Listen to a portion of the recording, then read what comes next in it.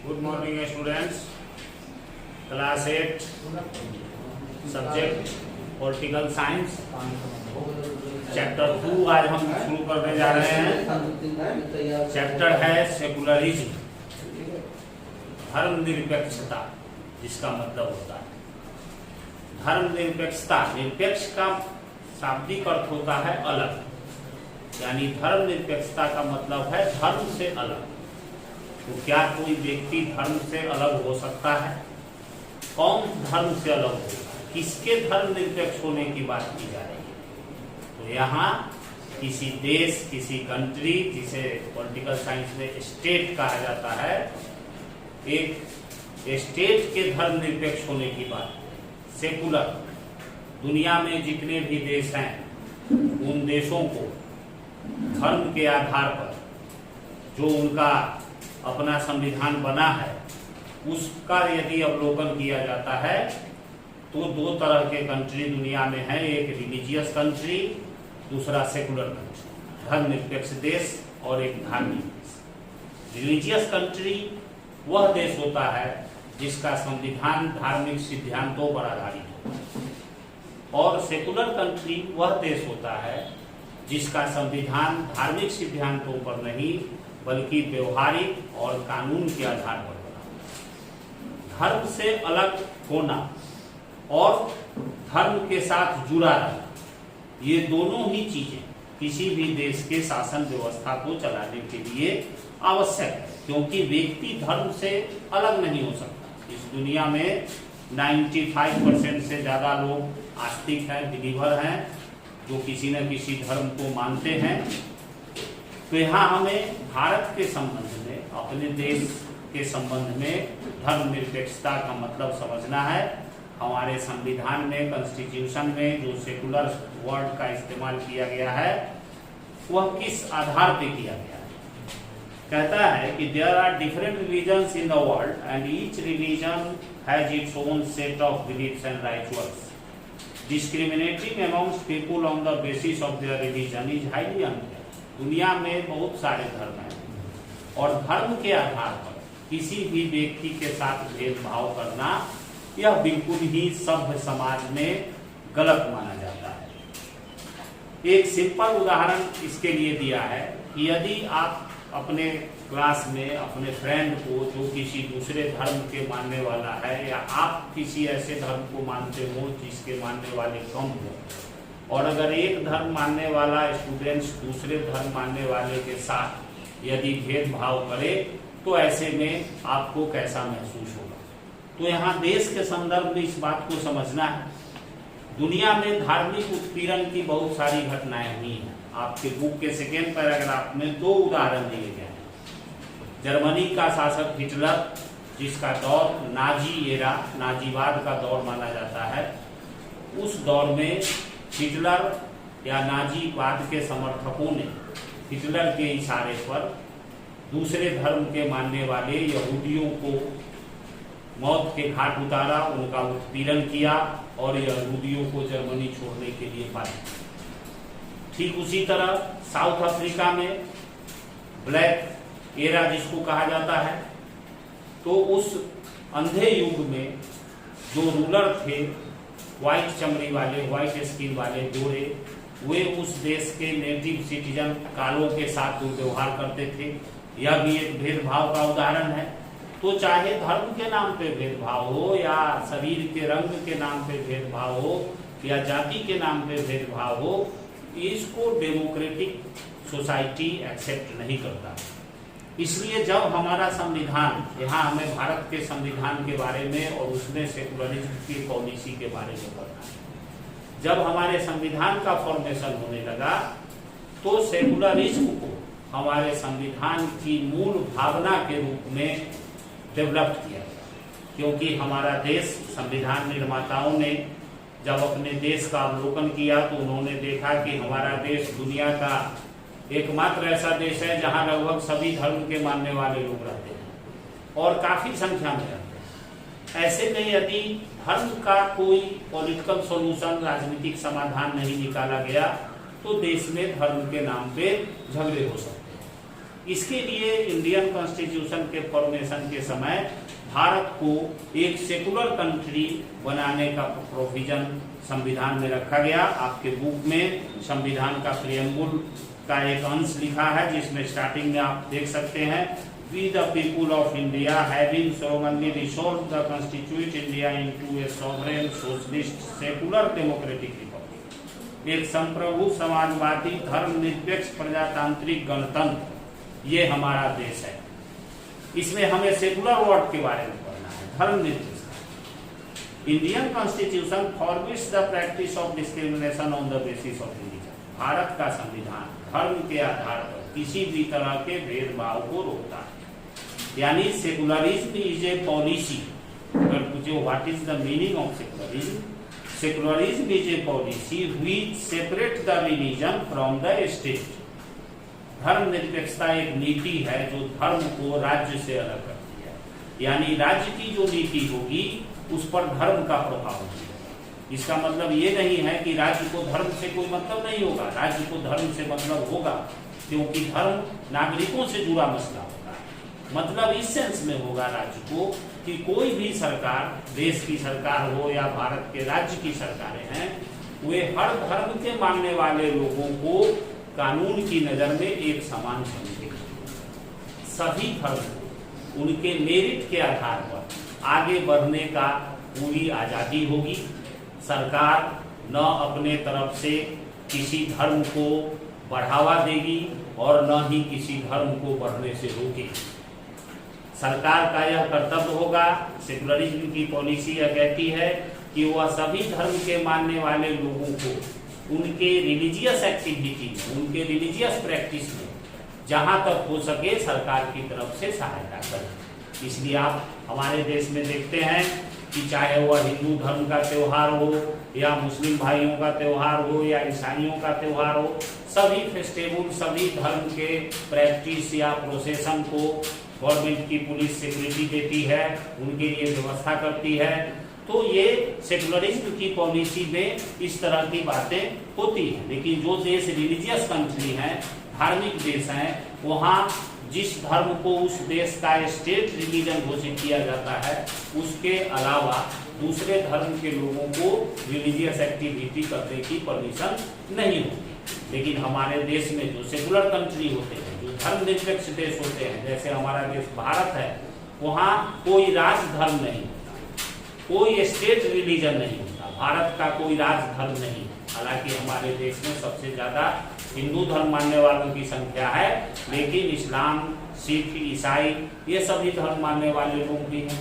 इसलिए हमारे देश के कॉन्स्टिट्यूशन में सेकुलरिज्म को शामिल किया गया। नीचे different religions in India, Bharat में जो अभी हमने बताया कि विभिन्न तरह के रिलीजन है। Secularism emphasizes the separation of religion from the state, that is a state will not recognize or promote a particular religion, न किसी धर्म को मान्यता देगी और न उसको बढ़ावा देगी। It were not so, the religious group in the majority in parliament to exploit its power to suppress religious minority and establish his dominance। अगर ऐसा नहीं हमारे संविधान में होता तो ये डर था कि पार्लियामेंट में जो ग्रुप रिलीजियस माइनॉरिटी, धार्मिक अल्पसंख्यकों को धार्मिक बहुसंख्यक परेशान कर सकते हैं, उनके ऊपर अपना प्रभाव का इस्तेमाल कर सकते हैं या उनको अपने अनुसार चलने के लिए बाध्य कर सकते हैं। Therefore, to ensure proper functioning of a healthy democratic society, the makers of Indian Constitution made secularism one of the most important ideas on which the Indian society is based। इसलिए हमारे संविधान बनाने वालों ने धर्मनिरपेक्षता के सिद्धांत को हमारे संविधान में शामिल किया। अब कॉन्स्टिट्यूशन के इस प्रोविजन में कहा किस तरह की धर्मनिरपेक्षता? इंडियन सेकुलरिज्म 3 चीजों पे आधारित है। India is a secular country, यहाँ आप देख रहे हैं secularism in the Indian context. India is a secular country and therefore strives hard to prevent domination of one religious group। एक धार्मिक समूह के प्रभाव को रोकने की कोशिश करता है कि कोई भी एक धार्मिक समूह दूसरे धार्मिक समूह के लोगों पर अपना प्रभुत्व स्थापित नहीं करे। Prevent powerful members of a religious community from exercising dictatorial powers of over other members from the same community. हमारा संविधान एक ही समुदाय के शक्तिशाली ग्रुप के द्वारा, पावरफुल ग्रुप के द्वारा अपने ही समुदाय के दूसरे कमजोर ग्रुप के लोगों के ऊपर अत्याचार करने पर भी रोक लगाता है। जैसे हमारे देश में हिंदू धर्म में ही जो आज से जब ब्रिटिश युग था या पहले का जब समाज था, उस समय अपर कास्ट जो पावरफुल कम्युनिटी था हिंदू धर्म का, वह अपने ही धर्म के मानने वाले लोअर कास्ट के साथ अच्छा व्यवहार नहीं कर सकता। तो हमारा संविधान इस बात को भी रोकता है कि कास्ट डिस्क्रिमिनेशन भी नहीं हो, जातिगत भेदभाव भी नहीं हो, इसलिए अनटचेबिलिटी को पनिशेबल ऑफेंस के रूप में हमारे देश में छुआछूत को बनाया गया है। Establish an individuals right to follow the religion he believes in without any interference from the state और एक्जीक्यूटिव। यानी जो भी व्यक्ति जिस धर्म को भी मानना चाहता है उसको न राज्य उसमें कोई हस्तक्षेप कर सकती है, न राज्य की कार्यपालिका कोई हस्तक्षेप कर सकती है, और न ही कोई व्यक्ति के द्वारा किसी को बाध्य करके कोई पार्टिकुलर रिलीजन मानने के लिए कहा जा सकता है। यानी धर्म बिल्कुल मनुष्य की अपनी इच्छा पर आधारित है कि वह किस धर्म को मानता है, इसमें उसको अपने धर्म को मानने से कोई नहीं रोक सकता। और अगला जो टॉपिक है, strategy followed by Indian state to uphold the principles of secularism outline the. ऊपर जो ये 3 पॉइंट दिए गए हैं, जो इंडियन सेकुलरिज्म का बेस है, आधार है, इसको लागू करने के लिए भारतीय राज्यों ने, भारत के राज्यों ने या भारत देश ने कौन कौन सी रणनीति अपनाई है, कौन कौन सी स्ट्रेटेजी अपनाई गई है, उसको ये नीचे कहता है। पहला स्ट्रेटेजी है separation of religion from the state. पहला, सेकुलरिज्म का जो मूल सिद्धांत है कि धर्म को राज्य से अलग रखना। This is achieved by making sure that the state, the government and the government machinery, the law and other public departments do not promote a particular religion in their day to day activities. इसमें यह कहता है कि सरकार या सरकार की machinery या दूसरा कोई public department day to day religious practice, प्रतिदिन का जो धार्मिक क्रियाकलाप है, उसमें किसी भी एक पार्टिकुलर रिलीजन को प्रमोट नहीं कर सकती।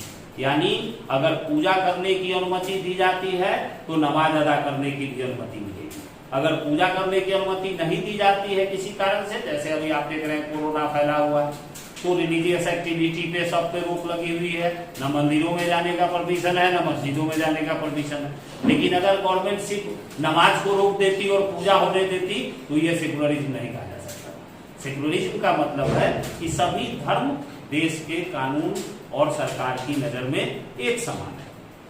They cannot engage any activity that establish the supremacy of any one religion over another। सरकार कोई भी ऐसा काम नहीं करती है हमारे देश का जो एक धर्म का दूसरे धर्म के ऊपर सुप्रीमेसी साबित करता हो।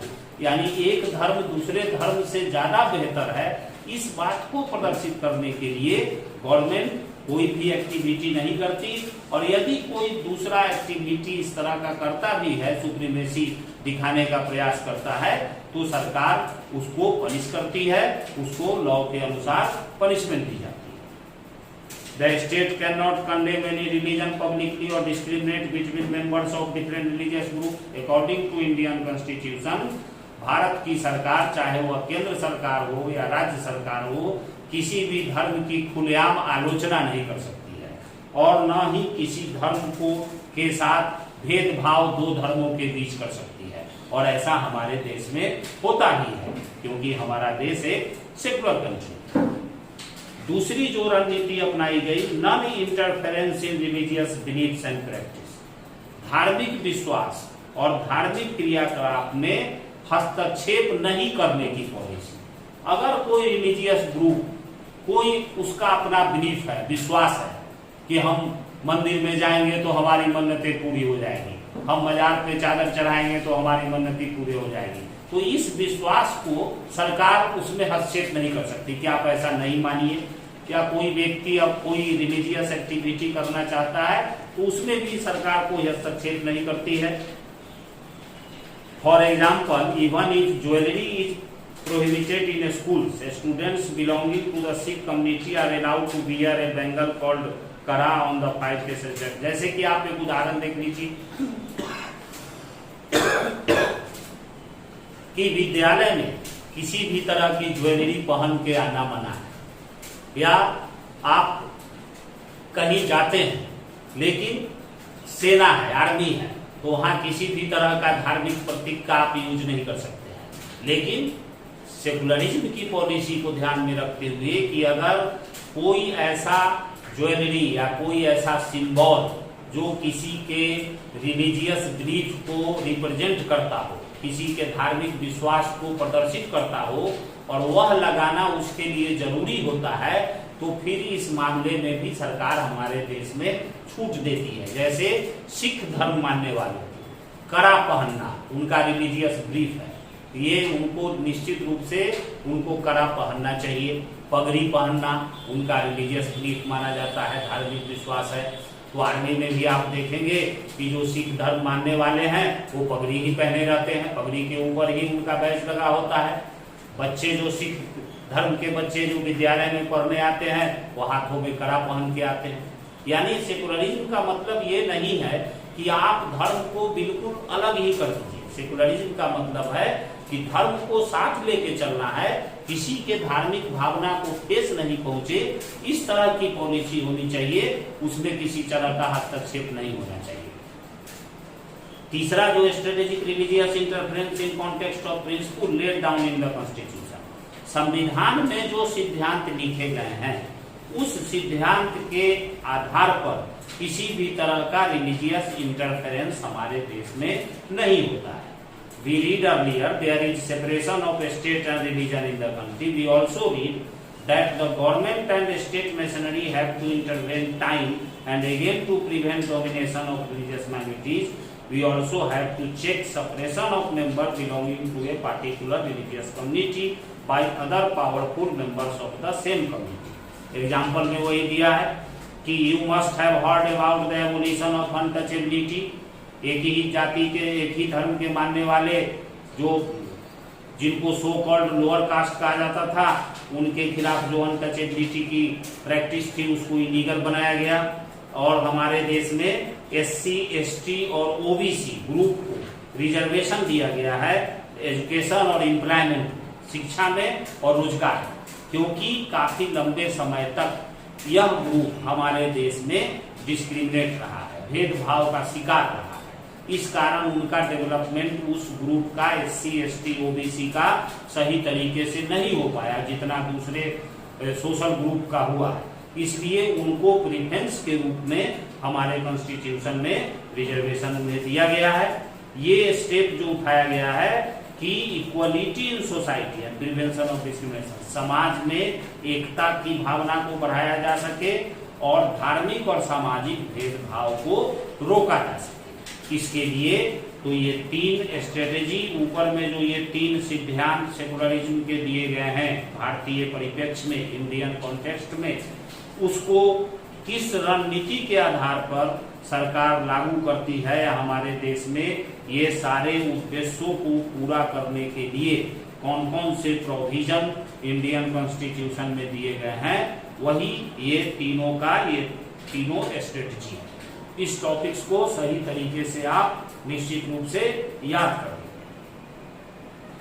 अब हमारे सवाल उठता है कि इंडियन कॉन्स्टिट्यूशन में कौन सा फंडामेंटल राइट्स है जो सेकुलरिज्म को प्रदर्शित करता है। तो हमारे कॉन्स्टिट्यूशन में एक रिलीजियस फंडामेंटल राइट जो है, right to freedom of religion, धार्मिक स्वतंत्रता का अधिकार, कि धर्म के मामले में हर व्यक्ति को अधिकार है कि वह किस धर्म को माने। और दूसरा जो फंडामेंटल राइट है, द राइट टू इक्वलिटी। ये दोनों फंडामेंटल राइट सेकुलरिज्म के पॉलिसी को इन्फेस करता है, उसको प्रदर्शित करता है। जैसे क्वेश्चन में यदि पूछे कि कौन सा फंडामेंटल राइट सेकुलरिज्म के सिद्धांत को प्रदर्शित करता है, तो आप आंसर लिखेंगे the right to equality and right to freedom of religion. ये दोनों जो हमारे फंडामेंटल राइट हैं, मौलिक अधिकार संविधान में दिए गए हैं, वह सेकुलरिज्म के सिद्धांत को मजबूत करता है। To enforce the secular nature of the country, the Indian constitution makers made the right to freedom of religion of the 6 fundamental rights granted to citizen. The clause of the right contained in Article 25, 26, 27, 28, यानी article 25 से लेके 28 तक right to freedom of religion, धार्मिक स्वतंत्रता के अधिकार के बारे में लिखा गया है, जो allow citizens to follow the religion of their choice, जो नागरिकों को अपने पसंद का धर्म मानने की आजादी देता है। The state and law will not discriminate among citizens on the grounds of religious belief held by them. सरकार, राज्य या कानून धर्म के आधार पर किसी भी व्यक्ति के साथ उसके धार्मिक विश्वास के आधार पर भेदभाव नहीं कर सकता। दूसरा जो फंडामेंटल राइट है, the right to equality also says that all citizens are equal in the eyes of law and government irrespective of their caste, creed, colour, gender, religion etc. समानता का अधिकार भी यह कहता है कि देश का सभी नागरिक, चाहे वह किसी जाति का हो, किसी संप्रदाय का हो, किसी रंग का हो, कोई भी लिंग हो, चाहे वह किसी भी धर्म के मानने वाले हो, सभी लोग कानून की नजर में एक समान है। तो यह भी सभी धर्म के लोगों को जब कानून की नजर में एक समान माना गया है राइट टू इक्वलिटी में, तो यह हमारे देश के सेकुलर सिद्धांत को ही प्रदर्शित करता है। Secularism is one of the cornerstone of Indian society, the absence of which would have caused conflicts in the country. Secularism जो है भारत के समाज का एक महत्वपूर्ण मूल चीज है, कॉर्नरस्टोन उसको कहा गया है, कि हमारे देश के लोगों के मानसिकता में धर्मनिरपेक्षता है, क्योंकि वर्षों से हमारे देश का पॉपुलेशन का इस तरह का अरेंजमेंट है पूरे देश में कि कोई एक कम्युनिटी बिल्कुल अलग नहीं रहती, बल्कि सभी धर्म के मानने वाले लोग एक ही क्षेत्र में पड़ोसी के रूप में एक दूसरे के साथ लंबे समय से रहते आए हैं, जिसका परिणाम ये निकला है कि हमारे देश के लोगों के मानसिकता में, सोच में सेकुलरिज्म आ गया है, धर्मनिरपेक्षता आ गया है, जो अपने धर्म को तो मानते ही हैं, दूसरे के धर्मों के प्रति भी उनका सम्मान भारतीयों के मन में है। और अगर यह भावना कहता है कि जिस दिन भारतीयों के मस्तिष्क में या उनके मेंटालिटी में इन चीजों का एब्सेंस हो जाएगा, ये भावना खत्म हो जाएगी धर्मनिरपेक्षता का, तो उसी दिन देश में कॉन्फ्लिक्ट, विवाद या हो जिसको सिविल वार कहते हैं, गृह युद्ध की स्थिति आ सकती है। Other societies based on the principle of secularism, India is not the only country which constitution promote establishment of secularism. कहता है कि भारत दुनिया का एकमात्र ऐसा देश नहीं है जहां सेकुलरिज्म के सिद्धांत को दिया गया है, बल्कि इसके अलावा और भी बहुत सारे देश हैं जहां धर्मनिरपेक्षता का सिद्धांत स्थापित किया गया है। In fact, all democratic countries in the world uphold the principle of secularism to ensure equality of people, irrespective of their religious beliefs. देश के, दुनिया के जितने भी ज्यादातर जो लोकतांत्रिक देश हैं, वो अपने देश में सभी लोगों को एक समान, इंश्योर इक्वलिटी, नागरिकों की एकता को उन्होंने सुनिश्चित किया है, चाहे वह किसी भी धार्मिक विश्वास के क्यों नहीं हो। However, the degree or the mode of promoting secularism varies from one country to another. यद्यपि एक देश में इसका स्वरूप, इसका जो में लागू करने का तरीका है, ये सब में थोड़ा सा अंतर पाया जाता है, लेकिन भावनाएं लगभग उसी तरह ही हैं। Despite the constitutional right to freedom of religion and other means used to prevent religious atrocities against minorities, there have been instances of communal and religious based rights on the country. और धर्मनिरपेक्षता की भावना, अगर वैसे देश में जहां different religion के मानने वाले लोग रहते हैं, सेकुलरिज्म ही एक ऐसा सिद्धांत है जो देश के नागरिकों में सद्भाव को आगे बढ़ा सकता है। अदरवाइज यदि भारत जैसा देश जहां डिफरेंट रिलीजन के मानने वाले लोग हों, वहां सेकुलरिज्म के सिद्धांत के अलावा दूसरा कोई सिद्धांत सफल हो ही नहीं सकता। बस इस छोटा सा चैप्टर है, इसमें इतना ही बताया गया है। इसका क्वेश्चंस भी असाइनमेंट में दे दिया गया है। बस इस चैप्टर को और क्वेश्चन को सही तरीके से समझ के उसका आंसर तैयार करेंगे, बस ये चैप्टर खत्म हो सके चैप्टर।